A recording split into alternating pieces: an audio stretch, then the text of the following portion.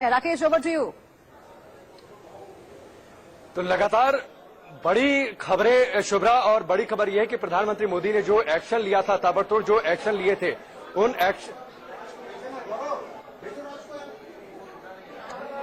तारीखों में जो एक्शन लिए थे, उन एक्शन के लिहाज से काफी हद तक इस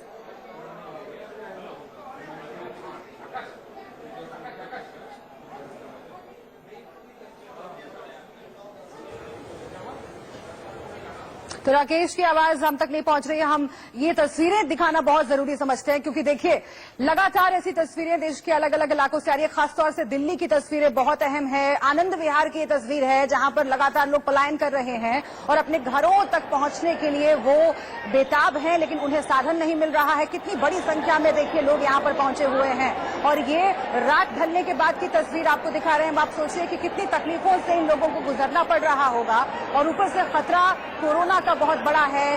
सोशल डिस्टेंसिंग की बात की जा रही है, लेकिन जिस तरह से पूरे परिवार के साथ कुछ लोग यहाँ पर मौजूद हैं, कुछ लोग ऐसे हैं जो दिल्ली के अलग अलग इलाकों में काम कर रहे थे, फैक्ट्रियों में काम कर रहे थे, और लॉकडाउन की वजह से उनके पास काम करने को नहीं है, उनके पास खाने को नहीं है, उनके पास रहने को नहीं है। अब वो अपने घरों की तरफ जाने के लिए मजबूर हैं। दिल्ली सरकार की ओर से कहा गया है कि सारे इंतजाम हैं, लेकिन वो इंतजाम आखिर क्यों नहीं पहुंच पा रहे हैं इन लोगों तक, जिन्हें इस वक्त आप तस्वीरों में देख पा रहे हैं। और ऐसे में बसों की व्यवस्था की गई है, लेकिन इतनी बड़ी तादाद है लोगों की कि बसों की जो संख्या है वो पर्याप्त नहीं है, और इसीलिए ये स्थिति बनी हुई है। आनंद विहार की ये तस्वीरें आप देखिए, ये चिंता पैदा करती है, हर लिहाज से चिंता पैदा करती है। एक तो ये कि यहाँ पर जो लोग मौजूद हैं उन पर क्या बीत रही होगी, उनके पास कोई सुविधा नहीं है। जिन सुविधाओं की बात बार बार सरकार कर रही है, न सिर्फ दिल्ली की सरकार कर रही है, बल्कि उत्तर प्रदेश, बिहार, जहां जहां से ये लोग आए हुए हैं काम करने के लिए और वापस जाने को आतुर हैं, वहां की सरकारें भी अपने लोगों के लिए लगातार कई घोषणाएं कर रही हैं, लेकिन इन घोषणाओं का लाभ पहुंच नहीं पा रहा है। सबसे अहम यही है कि इन घोषणाओं का लाभ आखिर क्यों नहीं पहुंच पा रहा है, और प्राथमिकता भी ये होनी चाहिए कि इन लोगों को वहां पहुंचाया जाए जहां से ये आते हैं, और जो इनका घर है, छोटे शहरों से महानगरों में काम करने के लिए ये मजदूर आते हैं, गांव से आते हैं। अब इन्हें वापस लौटने की चिंता है, लेकिन पर्याप्त साधन नहीं मिल पा रहे हैं। लेकिन ये स्थिति, कोरोना से जंग हम लड़ रहे हैं, पूरा देश लड़ रहा है, और उस संदर्भ में अगर आप सोचें तो ये स्थिति कितना डराती है। और फिर से एक बार हम राकेश का रुख कर लेते हैं। Rakesh, over to you. Shubhra, जो तस्वीरें आप दिखा रही हैं, ये तस्वीरें डरावनी हैं, ये तस्वीरें भयावह हैं। आप देखिए, सरकार ने लॉकडाउन का ऐलान किया, प्रधानमंत्री मोदी ने लॉकडाउन का ऐलान किया, और क्या कहा था? कहा यह था कि अपने घर के दरवाजे की दहलीज को आप लक्ष्मण रेखा बना लीजिए। लेकिन लक्ष्मण रेखा क्रॉस की है कितने लोगों ने, मजबूरी में ही सही, लेकिन आप तस्वीरें देखिए, वहां पर पैर रखने की जगह नहीं है, वहां पर तिल रखने की जगह नहीं है। आनंद विहार बस अड्डे पर जाइए, सामने जो फुटओवर का ब्रिज है वहां पर आप जाकर देखिए, एक भी जगह वहां पर खाली नहीं है। फुटओवर ब्रिज भरा हुआ है, नीचे लोगों की तादाद, सैकड़ों लोगों की तादाद।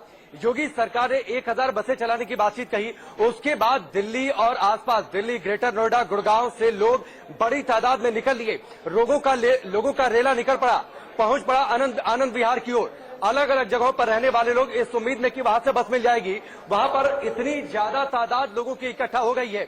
और अगर आप सोचिए कि अगर इन तस्वीरों में जो सैकड़ों लोग दिखाई दे रहे हैं, उन सैकड़ों लोगों में से किसी एक को भी कोरोना का इन्फेक्शन होगा, तो ये खतरा कितना बड़ा हो सकता है, इसका हम और आप सिर्फ अंदाजा लगा सकते हैं।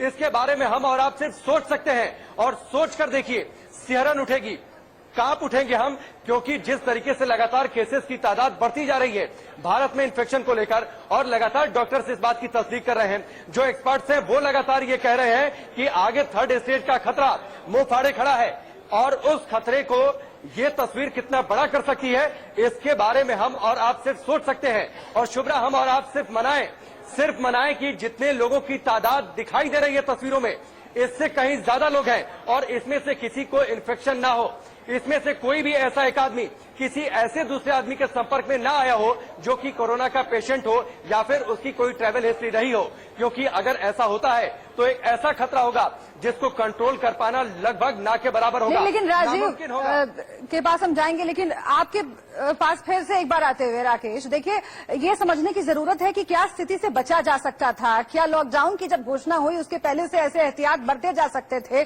जिससे ये तस्वीर जो डराने वाली हम अभी देख रहे हैं वो नहीं उभरती। लॉकडाउन का क्या मतलब रह गया, सोशल डिस्टेंसिंग का क्या मतलब रह गया? राकेश, बिल्कुल, ये सारे सवाल आपके वाजिब हैं और जायज भी हैं और मुझे लगता है शुभ्रा की सरकार ने लॉकडाउन का ऐलान किया तो शायद इस बात को मिसकैलकुलेट किया, या हो सकता है कि इस पहलू की ओर उसका ध्यान नहीं गया कि अगर हम लॉकडाउन का ऐलान करते हैं, कंपनियां बंद होती हैं, तो जो लाखों की तादाद में जो लोग काम करते हैं, जो दिहाड़ी मजदूर हैं, वो क्या करेंगे? कंपनियों ने कई जगहों पर 500-500 रुपए देकर मजदूरों से कह दिया कि अगले 1-2 महीने तक हम काम नहीं कर पाएंगे, आप चले जाइए, रहने के लिए जगह नहीं है। लोगों का यह भी कहना है कि हमारी कमाई उतनी नहीं है, लेकिन लॉकडाउन की परिस्थितियों में चीजें और ज्यादा महंगी हो गई हैं, ऐसे में हम सर्वाइव नहीं कर सकते हैं। रोजी से ज्यादा रोटी की चिंता, और इसीलिए जो कोरोना का डर है वो इन्होंने अपने दिल से निकाल दिया है। अब इन्हें रोजी की चिंता नहीं है शुभ्रा, ये अपने घर की ओर जा रहे हैं कि कम से कम वहां पर आस पड़ोस के लोग अपने गांव में या फिर जो खानदान के दूसरे लोग हैं, कहीं न कहीं से बच्चों का पेट भरने के लिए मिल जाएगा। बिल्कुल, सबसे अहम यह है कि कोरोना से अगर बच भी जाएंगे तो भूख मार डालेगी, बेरोजगारी मार डालेगी, और इसीलिए ये लोग अब आतुर हैं अपने घर जाने के लिए। इनकी मजबूरी आखिर क्यों नहीं सरकारें समझ पा रही है? आज दिन भर हमने ये खबर दिखाई राकेश, और अलग अलग राज्य सरकारों की ओर से ये कहा गया कि हम इंतजाम कर रहे हैं, दिल्ली सरकार की ओर से कहा गया कि आप कहीं मत जाइए, पूरा इंतजाम है खाने का, पीने का, रहने का, लेकिन उसके बावजूद क्यों नहीं वो इंतजाम जमीन पर दिखाई दे रहे हैं? उत्तर प्रदेश हो, बिहार हो, इन राज्यों से भी ये कहा जा रहा है कि हम ऐसे लोगों का ख्याल रखते हैं और ऐसे लोगों के लिए बसें चलाई जा रही हैं, खाने पीने के इंतजाम किए जा रहे हैं, उनको वापस अपने गांव भेजने का इंतजाम किया जा रहा है। केंद्र सरकार भी राज्यों से ये कहती है कि आप ध्यान रखिए, इंतजाम पहुंचे लोगों तक, लेकिन वो पहुंचा क्यों नहीं इंतजाम? ये अहम सवाल है राकेश। बिल्कुल, इंतजाम नहीं पहुंचा और बहुत सारे लोग जो इस भीड़ में मौजूद हैं, और तस्वीरों में देखिए शुभ्रा, जिधर तस्वीरें जाती हैं वहां पर इतने लोग दिखाई दे रहे हैं, इतने लोग दिखाई दे रहे हैं। हम, आपकी मजबूरी है कि हम घर से बाहर निकल रहे हैं, दफ्तर तक आ रहे हैं, क्योंकि लोगों को सूचना और खबरें देनी है, हम पूरी एहतियात के साथ। और जो लोगों की भीड़ दिखाई दे रही है, क्या ये लोग पूरे एहतियात के साथ हैं? दिल्ली सरकार ने जरूर कहा कि हम खाने का इंतजाम कर रहे हैं, लेकिन बहुत सारे लोग ऐसे थे, उन्होंने कहा कि ठीक है सरकार खाने को दे देगी, लेकिन हम रहेंगे कहाँ? सड़कों पर रहेंगे या फिर जो फुटपाथ है वहां पर रहेंगे? कई जगहों से ये पुष्ट खबरें आई हैं कि जो मकान मालिक हैं वो किराए के लिए वो मजबूर कर रहे हैं, लोगों के पास पैसा नहीं है, वो आखिरकार कैसे किराया अपना भरें? लोग मजबूरी में निकल रहे हैं। और तस्वीरें देखिए, दिल को दहलाती हैं तस्वीरें शुभ्रा, दर्द होता है। मैं आज खुद जब दफ्तर से आ रहा था, घर से जब दफ्तर आ रहा था, तो मेरा मन व्यथित था, क्योंकि लगातार रास्ते में रेला लोगों का निकल रहा था, रेला निकल रहा था। इतनी बड़ी संख्या में छोटे छोटे बच्चों को गृहस्थी का जो थोड़ा बहुत सामान है उसे लेकर गठरी बांधकर अपने सिर पर, हमने किताबों में पढ़ा, हमने किताबों में पढ़ा। राकेश, मैं आपके पास वापस आती हूँ। राजीव भी हमारे साथ जुड़े हुए हैं, हमारे सहयोगी। राजीव, देखिए, ये समझना दर्द होता है। मैं आज खुद जब दफ्तर से आ रहा था, घर से जब दफ्तर आ रहा था, तो मेरा मन व्यथित था, क्योंकि लगातार रास्ते में रेला लोगों का निकल रहा था, रेला निकल रहा था। इतनी बड़ी संख्या में छोटे छोटे बच्चों को गृहस्थी का जो थोड़ा बहुत सामान है उसे लेकर गठरी बांधकर अपने सिर पर, हमने किताबों में पढ़ा, हमने किताबों में पढ़ा। राकेश, मैं आपके पास वापस आती हूँ। राजीव भी हमारे साथ जुड़े हुए हैं, हमारे सहयोगी।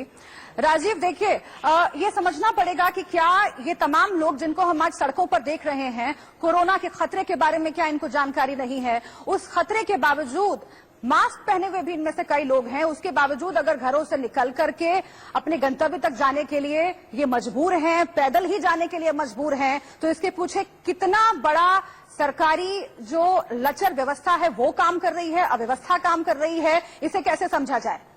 देखिए, इसको समझना पड़ेगा, ये घर जाने की जिद तो कतई नहीं हो सकती। सभी को पता है, अधिकतर लोगों को पता है, भले ही वो श्रमिक क्यों ना हो, मजदूर क्यों ना हो, उन्हें पता है कि कोरोना का खतरा कितना गंभीर है। मैं राकेश की बात से उठाना चाहूंगा, अगर उन्हें मजबूर किया जा रहा है कि उनको किराया देना होगा, हालात ऐसे नहीं है कि वो दे पाए, खाने की चीजें मिल नहीं पा रही है, तो लिहाजा उसके साथ साथ एक और ये बात, ये संदेश फैलना कि क्या ये खतरा, क्या ये लॉकडाउन आगे बढ़ भी सकता है, नहीं बढ़ सकता, तो उस लिहाज में मजदूरों को ये लग रहा है कि जितना जल्दी हो अपने घर के नजदीक पहुंच जाएं। लेकिन इस सब से जो ये तस्वीरें निकल कर आ रही हैं, ये वाकई डराने वाली हैं। एकदम सही है कि अगर इसमें से एक भी शख्स कोरोना पॉजिटिव हुआ तो ये चेन एक बहुत बड़ी चेन होगी। ये 1 से 2 और 2 से 4 की चेन नहीं है, ये 1 से उतने ही लोगों को जा सकती है जितने लोग उस संक्रमित शख्स के आसपास हों। सवाल यह है कि सरकारें क्यों नहीं समझा पा रही। लॉकडाउन की भाषा प्रधानमंत्री समझा ले गए थे, लेकिन लेकिन अब जिम्मेदारी कहीं बहुत आती है तमाम राज्य सरकारों की।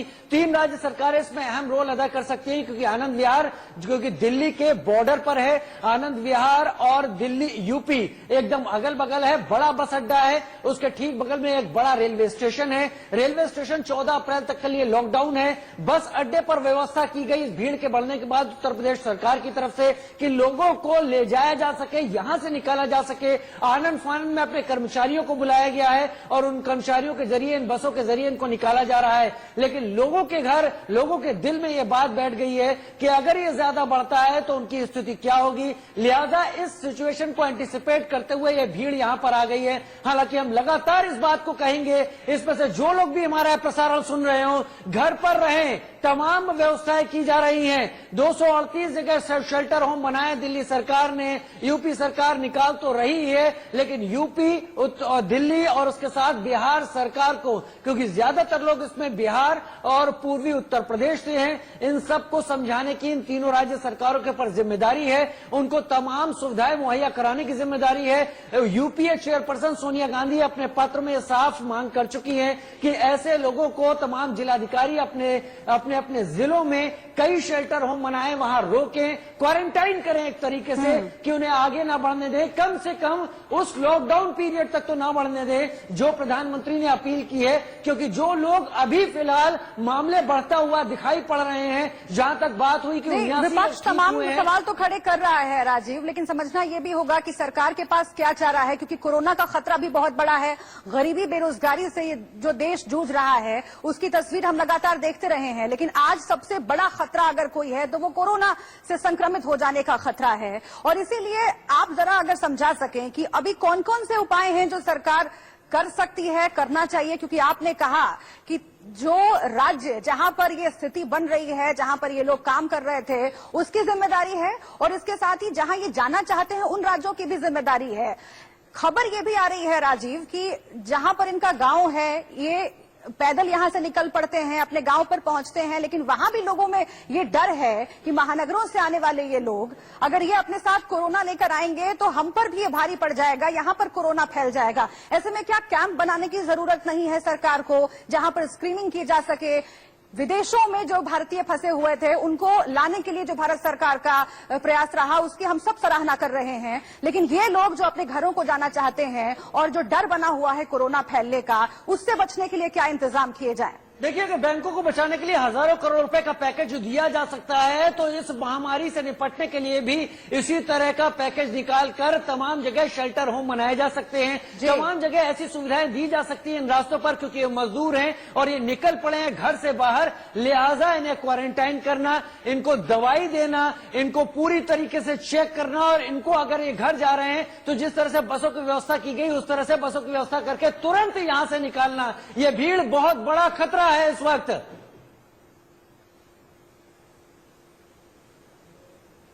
शुभ्रा, बिल्कुल। और देखिए, जानकारी ये भी आ रही है निकलकर कि इतना बड़ा जो जमावड़ा आप देख रहे हैं लोगों का, डीटीसी बसों का इस्तेमाल करके इन्हें यहां तक पहुंचाया गया है, लेकिन यहां पर जितनी बड़ी संख्या में भीड़ इकट्ठा हो गई है, आनंद विहार की ये तस्वीरें हम देख रहे हैं, तो यहां पर भगदड़ की स्थिति भी बन सकती है, किसी भी तरह की दुर्घटना की स्थिति भी बन सकती है। सोशल डिस्टेंसिंग तो आप भूल ही जाइए। और यही समझने के लिए हम राकेश का रुख करते हैं, न्यूज रूम से हमारे साथ जुड़े हुए हैं। राकेश, पुलिस बल का यहाँ पर मौजूद होना कितना जरूरी है? इतनी बड़ी संख्या में लोगों की मौजूदगी न सिर्फ कोरोना के खतरे को लेकर डर पैदा करता है, बल्कि और भी किसी तरह की दुर्घटना यहाँ पर घट सकती है। उस स्थिति में क्या किया जाएगा? रात हो चुकी है राकेश। शुभ्रा देखिए, दो तीन बातें ये डर पैदा क्या, डर तो सामने से दिखाई दे रहा है ना, मुंह फाड़ कर खड़ा है। कोरोना का खतरा इतना बड़ा देश के सामने, तभी तो लॉकडाउन का ऐलान कर दिया गया और इस तस्वीर को शायद गवर्नमेंट कैलकुलेट नहीं कर पाई। मैं एक बात बीच में ऐड करना चाह रहा था, जब राजीव बोल रहे थे, आप देखिए बसों का इंतजाम तो कर दिया, लेकिन उन बसों की तस्वीरें भी हमने दिखाई। बसों में ठूंस कर लोग भेजे गए हैं। जितने लोग बस के अंदर नहीं बैठे थे उतने लोग बस की छतों पर बैठे थे।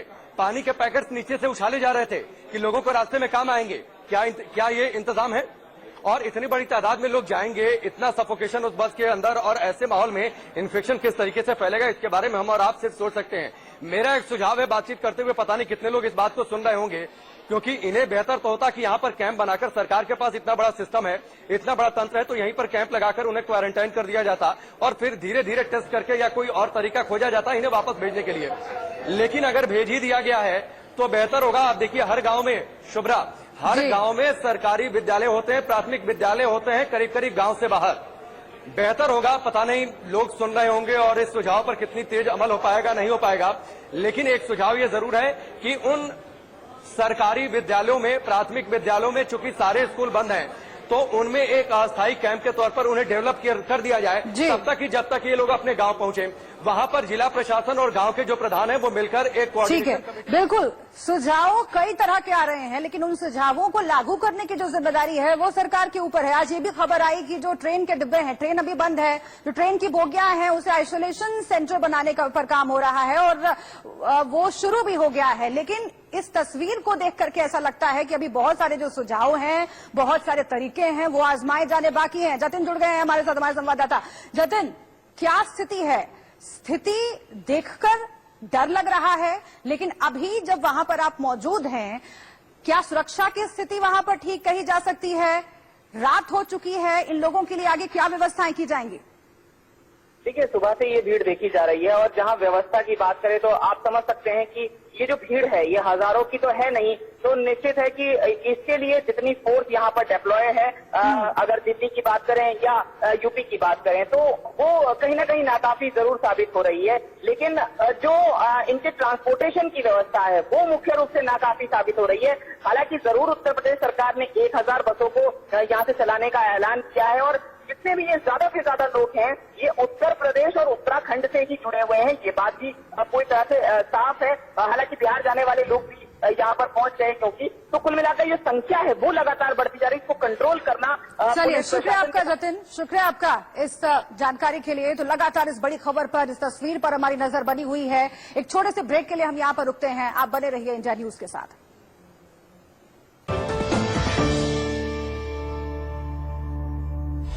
क्या कर रहा है प्रशासन?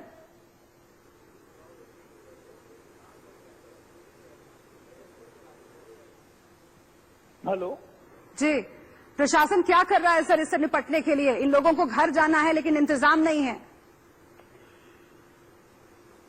जहां तक आपने मुझे बताया है, दिल्ली में आनंद विहार में काफी भीड़ है, मुझे बताया गया है जी। इस बारे में दिल्ली के प्रशासन के द्वारा व्यवस्थाएं की जा रही होंगी। जहां तक उत्तर प्रदेश की बात है, उत्तर प्रदेश में शासन क्या कर रहा है सर इससे निपटने के लिए? इन लोगों को घर जाना है लेकिन इंतजाम नहीं है। जहां तक आपने मुझे बताया है, दिल्ली में आनंद विहार में काफी भीड़ है, मुझे बताया गया है जी। इस बारे में दिल्ली के प्रशासन के द्वारा व्यवस्थाएं की जा रही होंगी।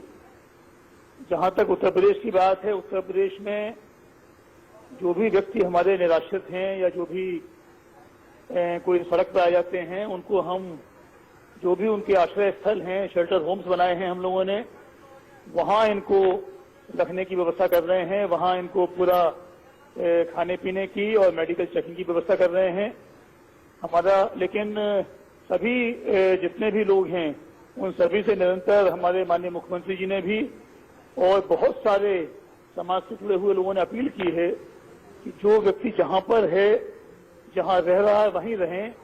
अगर हम बड़ी संख्या में सड़क पे निकाल आते हैं या हम कहीं जाने की कोशिश करेंगे तो जो हमारी कोरोना से लड़ाई है वो प्रभावित होगी। लेकिन आर.के. तिवारी जी, दिल्ली की तस्वीरें जरूर हैं, दिल्ली सरकार की जिम्मेदारी बनती है, लेकिन जिम्मेदारी उन राज्य सरकारों की भी बनती है जहां पर ये जाना चाहते हैं और जहां पर इन लोगों के घर हैं। यहां से दिल्ली से इनको निकालने के लिए क्या कोई इंतजाम आप लोग कर पा रहे हैं? क्योंकि 1000 बसें चलाने का ऐलान किया गया, इंतजाम करने का ऐलान किया गया यूपी सरकार की ओर से, लेकिन वो जमीन पर उतरता हुआ नहीं दिख रहा है सर। कोविड-19 से मुकाबला करने के लिए जो वर्तमान में लॉकडाउन किया गया है, हम सबको मिलजुल करके लॉकडाउन को सफल बनाना है। इसके लिए दिल्ली से या किसी और प्रदेश से अपने प्रदेश में नागरिकों को बुलाने की व्यवस्था करना इस समय ये सही समय नहीं है। इस समय तो सही समय ये है कि सब लोग जो जहां हैं वहां रहें। लेकिन जो निराश्रित हमारे प्रदेश में आते हैं, अगर हमारे प्रदेश में कोई रहेंगे तो उनको शेल्टर होम्स में रखेंगे और वहां उनकी पूरी व्यवस्था करेंगे। लेकिन सब लोगों को, जो पूरे प्रदेश के हमारे लोग पूरे देश में फैले हुए हैं, उन सबको उनके घर में भेजने का अभी कोई समय नहीं है। तिवारी जी, ये बहुत सम्मान के साथ मैं आपसे ये प्रश्न करना चाहती हूँ कि ये अपील क्या इस वक्त व्यवहारिक लग रही है कि आप जहाँ हैं वहाँ पर रहिए, क्योंकि यहाँ पर इनको रहने के लिए व्यवस्था नहीं है, खाने पीने का बंदोबस्त नहीं है, होटल लॉज जहाँ पर ये रह रहे थे वो सब बंद हो गए हैं। तो ऐसे में ये जहाँ पर है वहाँ कैसे रहेंगे? क्या सरकार को, उत्तर प्रदेश की सरकार को इंतजाम नहीं करना पड़ेगा इन्हें वापस बुलाने का? हमने जैसी व्यवस्था अपने प्रदेश में की है, हमारे प्रदेश में भी बहुत बड़ी संख्या में दूसरे प्रदेशों के लोग रह रहे हैं। उनके लिए हमने ये सुविधाएं पूरी दी हैं। हमारे हर जिले में शेल्टर होम बने हुए हैं और हमने पूरी व्यवस्था की है कि लोगों को कहीं जाना ना पड़े। लेकिन ये बहुत आवश्यक है इस समय कि हम लोग सोशल डिस्टेंसिंग को फॉलो करें। अगर बड़ी संख्या में, अगर हजारों के लोग एक जगह से दूसरी जगह जाएंगे तो इसमें संक्रमण बहुत बड़ा हो सकता है।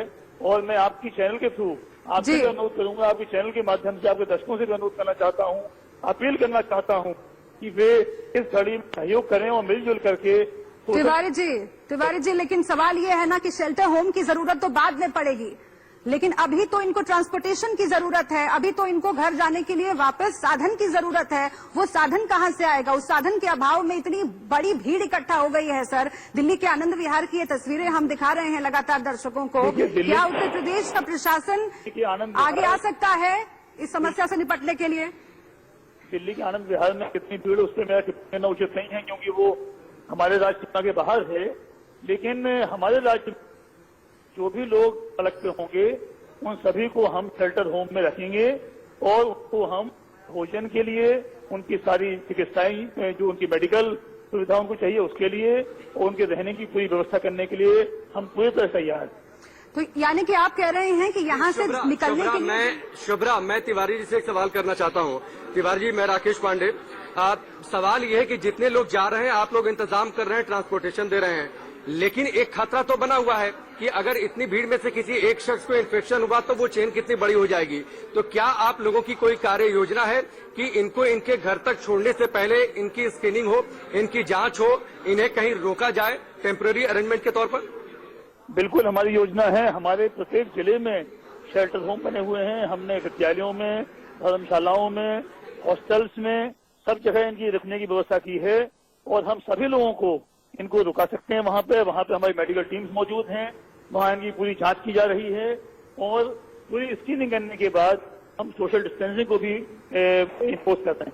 तिवारी जी, एक सवाल आपसे है, बहुत महत्वपूर्ण सवाल ये है। और देखिए, यहाँ से जो लोग निकले हैं उनमें से कई लोग पैदल चलकर, सर, सैकड़ों किलोमीटर की दूरी तय करके पैदल ही अपने घर पहुंचते हैं, लेकिन वहां पर गांव में लोगों को इस बात का डर है कि कहीं ये कोरोना लेकर तो नहीं आ रहे हैं। क्या उत्तर प्रदेश की जिम्मेदारी नहीं बनती है, सरकार की जिम्मेदारी, प्रशासन की जिम्मेदारी नहीं बनती है कि स्क्रीनिंग की व्यवस्था कैंप लगाकर की जाए, ताकि इस बात को सुनिश्चित किया जाए कि महानगरों से जाने वाले ये लोग अगर अपने घरों को वापस लौटते हैं तो कोरोना का संक्रमण और न बढ़ जाए? इसकी पूरी व्यवस्था जो भी हमारे प्रदेश में दूसरे देशों से आए हैं या हमारे अन्य प्रदेशों से आए हैं, उन सबकी हम निरंतर जांच कर रहे हैं, निरंतर इस संबंध में कार्रवाई की जा रही है। हमारे जो प्रदेश के 59,000 ग्राम पंचायतें हैं, सभी ग्राम प्रधानों से हमने संपर्क कर लिया है।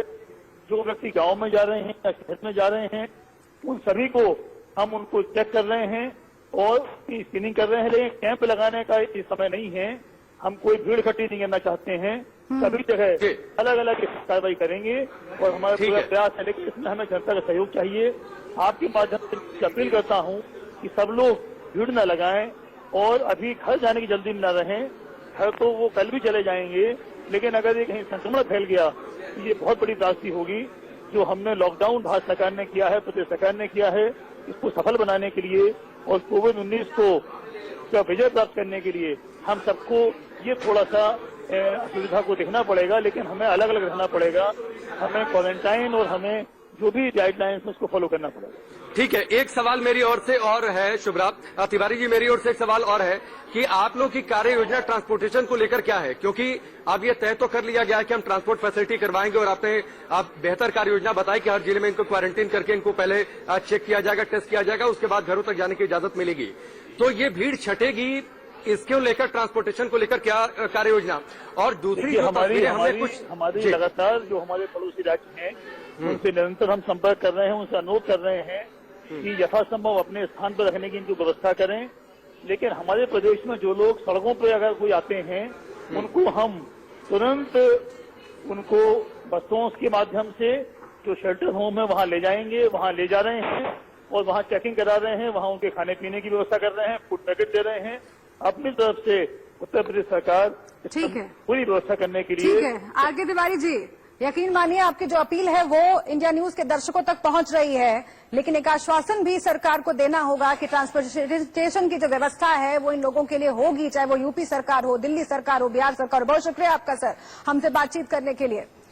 तस्वीरें लगातार आपको हम दिखा रहे हैं और ये तस्वीरें जिस पर कई अहम सवाल खड़े हो रहे हैं। सवाल ये कि आखिर पहले से बंदोबस्त क्यों नहीं किए गए इन लोगों को घर वापस भेजने के, आखिर सरकारें बंदोबस्त क्यों नहीं कर पाई, इन्हें खाने पीने की चीजें मुहैया करवाने की, इनके लिए रहने की व्यवस्था क्यों नहीं की गई, इन्हें आखिर किन परिस्थितियों में ये फैसला करना पड़ा इतनी बड़ी संख्या में लोगों को कि कोरोना के खतरे के बावजूद ये घरों से बाहर निकलते हैं लेकिन इन्हें संसाधन नहीं मिलते हैं। और ये तस्वीर आनंद विहार से हम लगातार आपको दिखा रहे हैं। कहा जा रहा है कि कुछ बसें हैं, लेकिन स्थिति अगर आप समझें तो इसकी कल्पना की जा सकती है कि अगर एक बस यहां पर आती है, इतनी बड़ी संख्या में लोग पहले से मौजूद हैं, उस एक बस में जगह पाने के लिए कैसे भगदड़ की स्थिति मच जाती है। और इसके साथ ही कई ऐसे तस्वीरें भी आई हैं जहां पर पानी के टैंकर्स पर बैठकर लोग अपने घरों को जाने के लिए मजबूर हैं। तो व्यवस्था की कितनी बड़ी खामी है ये आप समझिए। राकेश का हम रुख फिर से कर लेते हैं। राकेश, आपके पास क्या इन्फॉर्मेशन, ओवर टू यू।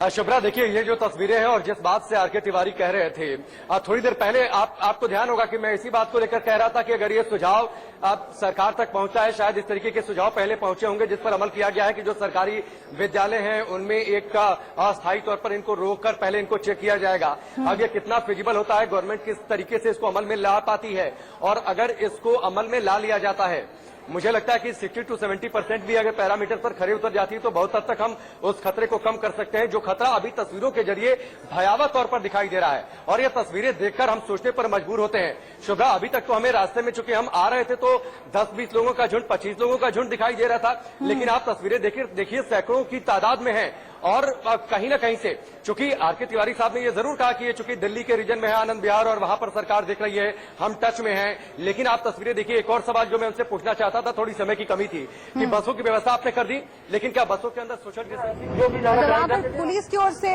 कुछ संदेश दिया जा रहा है, अनाउंसमेंट हो रही है, हम सुन लेते हैं जरा।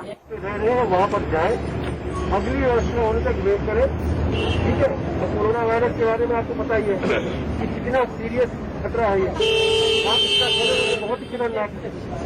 तो इसलिए आप लोग थोड़ा घर पे रह के वेट करें, व्यवस्था को मत बिगाड़ें। जब तक कोई अगली बार कोई समस्या है तो हम यहाँ से आपको आपके शेल्टर हाउस दिखवा सकते हैं। शेल्टर हाउस दिल्ली सरकार द्वारा दिया गया एक सुविधा है जहाँ पर रहने और खाने की पूरी व्यवस्था है। आप वहाँ जाकर के आराम से रह सकते हैं। अब जिसका जो समझ में आता है वैसा कर लो, आगे अभी आप लोग को अलाउ नहीं किया जा सकता, ठीक है। अगर जो भी ज्यादा ट्राई कर लेंगे आप फौरन गाड़ी में बैठ जाओ, बैठ जाओ, इसमें बैठो। तो शेल्टर हाउस की व्यवस्था की जानकारी दी जा रही है पुलिस की ओर से, लेकिन हमें समझना होगा कि किसी एक राज्य की जिम्मेदारी नहीं, बल्कि जहां पर ये जाना चाहते हैं उन सभी राज्यों की सम्मिलित जिम्मेदारी बनती है कि इन्हें रहने की व्यवस्था, खाने की व्यवस्था और यहां से निकलकर अपने घर वापस जाने की व्यवस्था, उसके लिए संसाधन उपलब्ध कराए जाएं।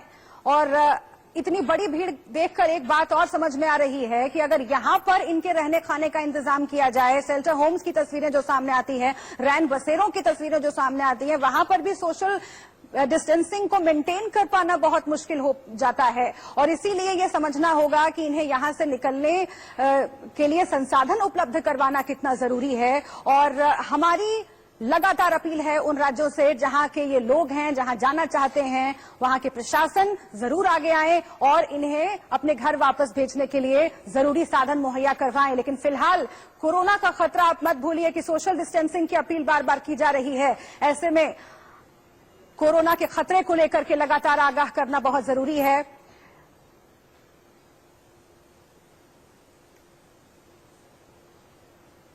दिल्ली में भयानक पलायन पर हमारे संवाददाता अजीत की एक रिपोर्ट आपको हम दिखा रहे हैं, देखिए। मेरे आनंद विहार, अब कन्वेंस कहेंगे, दिखाएंगे आनंद विहार का ये बस डिपो है, तो वहीं दूसरी तरफ गाजियाबाद जाने का रास्ता है। कैमरामैन से मैं रिक्वेस्ट करूंगा कि वो रास्ता भी दिखाएं, साथ में तमाम जो हजारों तादाद में भीड़ खड़ी है वो भी उनको दिखा सकें कि जो रास्ता है वो यहाँ से गाजियाबाद को जाता है। और लोग यहाँ इंतजार कर रहे हैं अपने बसेस का, हजारों की संख्या में है। जहां तक हम दिखाएं वहां तक केवल भीड़ ही भीड़ है। लोग डरे हुए हैं, सहमे हुए हैं, क्योंकि उम्मीद एक थी कि उत्तर प्रदेश के मुख्यमंत्री ने जो कहा कि बस उनके लिए चलाई जा रही है, रिक्वेस्ट की तमाम सरकारों से जो इंटरकनेक्टेड सरकार है कि कम से कम जो लोग परेशान हो रहे हैं उनके लिए बस मुहैया कराया जा सके। लेकिन यहाँ पे हजारों तादाद में लोग खड़े हैं, पैदल चल रहे हैं, लेकिन बस उनको मिली या नहीं मिली, इनसे ही पूछ लेते हैं। मैम, आपका नाम? सीमा। सीमा जी, आपके हाथ में बच्चा कितने साल का है? 1.5 साल। 1.5 साल। कब से इंतजार कर रहे हैं आप यहाँ पर? कहाँ जाना था आपको? हमको जाना बुलंदशहर। बुलंदशहर खड़े हैं यहाँ पे आप लोग आज ड्यूटी पे? रात 1 बजे से खड़े हैं। 1 बजे से? लेकिन 1 बजे। अच्छा, अभी नरेंद्र पाल गौतम साहब जुड़ गए हैं फोन लाइन पर हमारे साथ। दिल्ली सरकार के मंत्री हैं, टूरिज्म मिनिस्टर हैं। नरेंद्र पाल गौतम जी, हम लगातार जो तस्वीरें दिखा रहे हैं वो बहुत डराती हैं। आप अपील तो कर रहे हैं कि यहीं ठहरिए, लेकिन यहाँ ठहरने के लिए क्या इंतजाम है इन लोगों के लिए? इतनी बड़ी संख्या में आनंद विहार पर लोग इकट्ठा है सर। देखिए, मैं ये निवेदन करना चाहता हूँ, मुख्यमंत्री जी ने भी कहा कि सभी लोग जहाँ पे रहते थे वहीं पे ठहरें, और अगर जरूरत पड़ी तो स्कूलों में भी हमने इंतजाम किया है। हमारे स्कूल में भी ठहर सकते हैं, हमारे शेल्टर होम में भी ठहर सकते हैं। 2 वक्त का वहाँ खाने का भी इंतजाम किया गया है। और इस तरीके से जाना ठीक नहीं है। इससे तो और भी ज्यादा ये बीमारी जो है ऐसे जाने से, भीड़ इकट्ठे होने से तो खत्म नहीं होगी। इसीलिए तो सबको लॉकडाउन करने की बात थी। बस बात खाने की और व्यवस्था की है तो सरकार ऑलरेडी उसको कर रही है। लेकिन नरेंद्र जी, आप ये समझिए ना कि अभी जो वक्त है वो सुविधाएं इन लोगों तक पहुंचानी थी। ये लोग वहां पर जाते, इससे बेहतर था कि आप यहां आते। दिल्ली सरकार की ओर से ये व्यवस्था की जाती कि इन लोगों के पास जाकर उन्हें वो सुविधाएं, वो खाने पीने के सामान मुहैया कराए जाते, इन्हें रहने के लिए कहाँ पर व्यवस्था है इसकी जानकारी दी जाती। आखिर इसमें सक्षम क्यों नहीं लग रही है दिल्ली सरकार? आपके चैनल के माध्यम से मैं सूचना देना चाहता हूँ कि दिल्ली की सरकार ने अब सभी विधानसभाओं में स्कूलों के अंदर व्यवस्था की है। किसी को जाने की जरूरत नहीं। इसलिए मैं आनंद विहार गया था बोलने के लिए कि आप लोग जाइए मत, आप जहाँ रहते थे वहीं ठहरिए या स्कूल के अंदर आ जाइए। हमने पूरा इंतजाम रहने का भी किया और खाने का भी किया है। लेकिन लोग हैं कि अब वो मान नहीं रहे, तो क्या कर सकते हैं। दिल्ली के मुख्यमंत्री अरविंद केजरीवाल अपील तो कर रहे हैं, लेकिन उस अपील का असर दिख नहीं रहा है सर। बड़े खेद के साथ ये कहना पड़ रहा है। एक और सवाल है आपसे, खतरा सबसे बड़ा इस वक्त कोरोना का है। इसमें से अगर एक शख्स को भी कोरोना है तो आप समझिए कि खतरा कितना बढ़ जाएगा। ये आप समझ रहे हैं। इन लोगों को भी मालूम है कि इस वक्त देश कोरोना से जूझ रहा है। उसके बावजूद खाने पीने के अभाव में, सुविधाओं के अभाव में ये अपने घरों की तरफ जाना चाहते हैं। ऐसे में क्या स्क्रीनिंग की व्यवस्था नहीं की जानी चाहिए यहाँ पर, ताकि अगर डिटेक्ट हो सके कि कोई क्या कोरोना पीड़ित है, कैंप बनाकर उनको रखा जा सके, आइसोलेशन सेंटर बनाए जा सके। आखिर ये सब व्यवस्थाएं कहाँ हैं सर? यही वो वक्त है जब आपको आगे आना है। सरकार ने, लोगों को भी मालूम है कि इस वक्त देश कोरोना से जूझ रहा है। उसके बावजूद खाने पीने के अभाव में, सुविधाओं के अभाव में ये अपने घरों की तरफ जाना चाहते हैं। ऐसे में क्या स्क्रीनिंग की व्यवस्था नहीं की जानी चाहिए यहाँ पर, ताकि अगर डिटेक्ट हो सके कि कोई क्या कोरोना पीड़ित है, कैंप बनाकर उनको रखा जा सके, आइसोलेशन सेंटर बनाए जा सके। आखिर ये सब व्यवस्थाएं कहाँ हैं सर? यही वो वक्त है जब आपको आगे आना है। सरकार ने व्यवस्था दिल्ली के अंदर की है। पर्याप्त मात्रा में बेड की भी व्यवस्था है, उनकी जांच भी की जा रही है। लेकिन हम निवेदन करना चाहते हैं कि लोग जाए ना, वो लोग वापस आए स्कूलों में। सभी पूरे दिल्ली के अंदर जितने भी सरकारी स्कूल्स हैं, ऑलरेडी बहुत सारे स्कूल्स को इसके लिए निर्धारित कर दिया गया है। शेल्टर होम्स भी हैं, वहाँ उनके ठहरने की, खाने की व्यवस्था भी है, और बाकी तरह की जांच भी हम लोग करवा रहे हैं। लेकिन लोगों से, आपके माध्यम से भी हम अपील करते हैं कि लोग दिल्ली छोड़ के ना जाएं। शुक्रिया आपका नरेंद्र पाल जी, हमसे बातचीत करने के लिए। तो कहा यही जा रहा है कि दिल्ली के कई स्कूलों में रहने की व्यवस्था की जा रही है और दिल्ली सरकार की ओर से अपील की जा रही है कि आप मत जाइए दिल्ली छोड़कर। लेकिन हालात में कई सवाल एक साथ खड़े करती है। आनंद विहार से ये तस्वीरें हम आपको दिखा रहे हैं। पूरे देश में लॉकडाउन है, लेकिन उस लॉकडाउन का क्या मतलब है जब आनंद विहार में एक जगह पर इतनी बड़ी संख्या में लोग अपने सामान के साथ, कुछ लोग इसमें अपने परिवार के साथ इकट्ठा हैं, अपने घरों को जाना चाहते हैं, लेकिन उन्हें जाने की सुविधा नहीं नहीं मिल रही है। हम लगातार जिम्मेदार लोगों से बात करने की कोशिश कर रहे हैं और ये अपील कर रहे हैं कि इनकी मदद की जाए। ये वक्त ऐसा है जहां कोरोना से लड़ना है, लेकिन उससे पहले ये तस्वीर बहुत अहम है, बहुत खतरनाक है। और इसी के साथ यहां पर वक्त एक और छोटे से ब्रेक का है। आप बने रहिए इंडिया न्यूज के साथ।